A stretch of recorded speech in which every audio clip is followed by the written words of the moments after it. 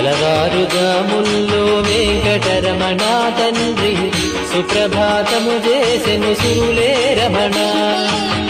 పంచామృతములతో వెంకటరమణ తండ్రి నిత్యాభిషేకములే నిత్యము రమణ. వజ్రమకుటంబుతోను వెంకటరమణ తండ్రి శంకు చక్రధారుడవే తిరుమల రమణ. మూడు నామాలతోను వెంకటరమణ తండ్రి ముల్లోకములు ఏదడి మూర్తి విరమణ.